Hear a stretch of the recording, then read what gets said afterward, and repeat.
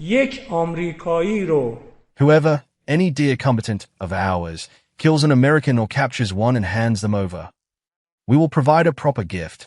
This gift is equivalent to $30,000, approximately 5 billion tomans.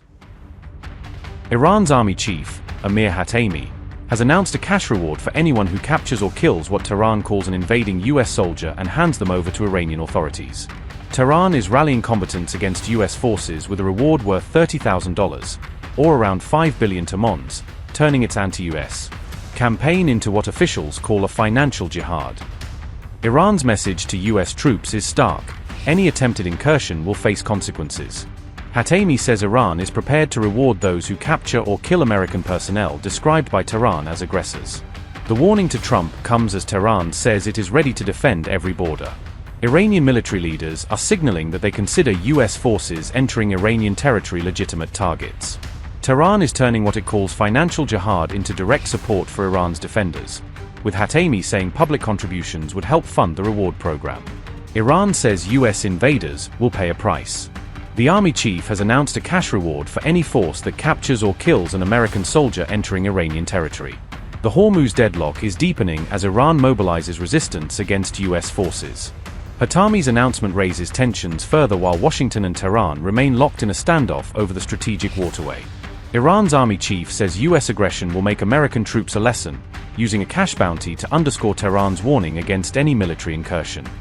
A $30,000 reward is now being offered for Iran's defenders who capture or kill US personnel described as invading forces. یک آمریکایی رو Whoever, any dear combatant of ours, kills an American or captures one and hands them over to any of the units of the Islamic Republic of Iran Army, supported by those dear individuals who wish to participate in financial jihad but under the guarantee of the army, alongside the great reward of the jihad, we will provide a proper gift. This gift is equivalent to $30,000, approximately 5 billion tomans.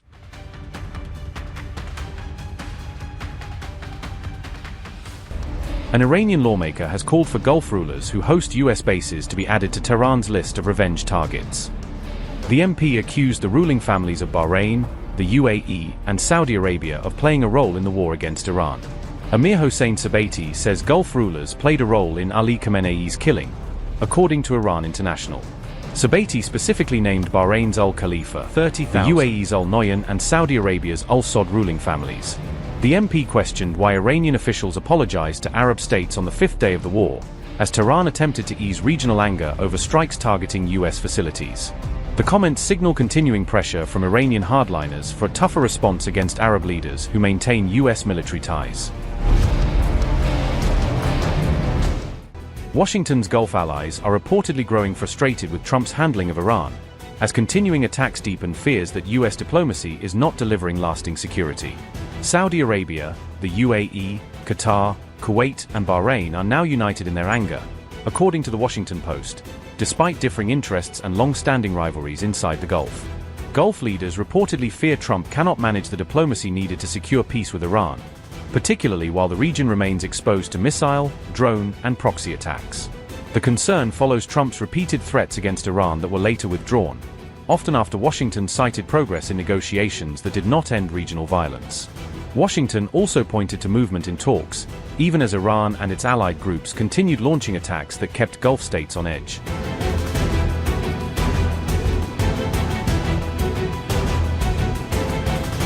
Gulf states' anger at Washington is reportedly now at its highest level since February, when Iranian retaliation began bringing the wider conflict directly to their territory.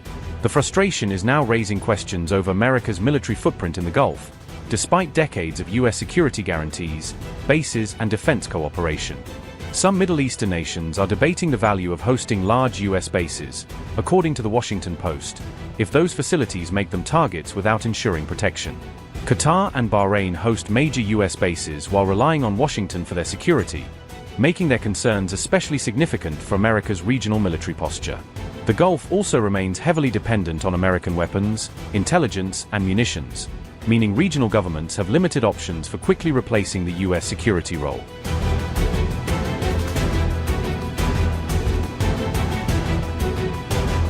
Saudi Arabia's new defense pact with Turkey and Pakistan may signal a bigger strategic shift, as Riyadh looks to build security options beyond its traditional dependence on Washington.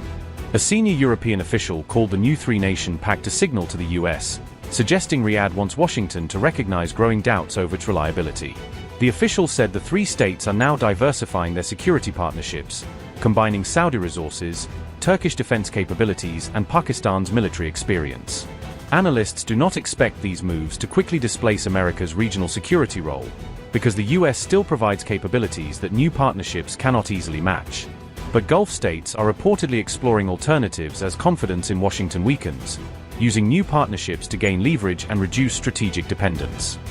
Gulf states wanted Trump to address Iran's ballistic missile arsenal, which remains a central threat to cities, oil infrastructure, and military facilities across the region.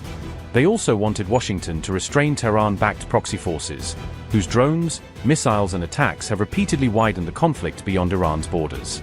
Gulf leaders sought a durable end to regional attacks, rather than temporary pauses that could collapse while Iran and its allies retain the ability to strike again. They wanted safe maritime traffic restored through the Strait of Hormuz, a vital route for global oil, gas, and commercial shipping disrupted by the crisis. Gulf governments also wanted a clear and consistent US strategy, rather than shifting threats, paused military action, and uncertain diplomatic signals.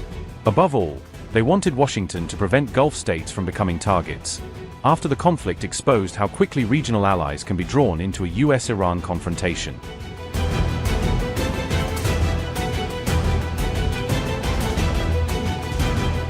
Amid the ongoing war, analysts say the United States is widening its military options across the Middle East as it prepares for the possibility of a longer and more unpredictable confrontation. Reports indicate that some U.S. Air Force personnel have been called up for duty, pointing to a possible increase in operational readiness across the wider region. The deployments appear to signal a potential regional military buildup, according to an Al Jazeera report, as Washington assesses its next steps in the conflict. Analyst Michael Stevens says the US-Iran conflict has reached a difficult deadlock, with neither side able to impose a decisive outcome on the other. He argues that neither the United States nor Iran is currently winning the war, making this prolonged stalemate increasingly costly and challenging for both sides. The United States cannot launch a ground invasion of Iran and realistically expect a clear, quick, or decisive military victory, the analyst added. The Strait of Hormuz remains at the very center of this wider confrontation, because control over the strategic waterway carries major military and economic consequences. Iran says the strait will remain closed until its conditions are met, while the United States continues to claim that it has complete control over the vital passage.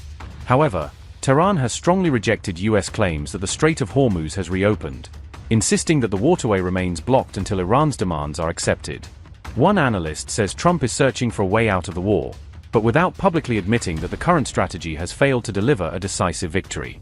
Experts also say Washington has instructed several US embassies across the Middle East to reduce staff levels, reflecting growing concern over regional security risks. Analysts believe these preparations could indicate that a potential new attack may come in the weeks or months ahead, though the precise timing remains uncertain. Upgrade your news experience with the all-new HT app. Download now.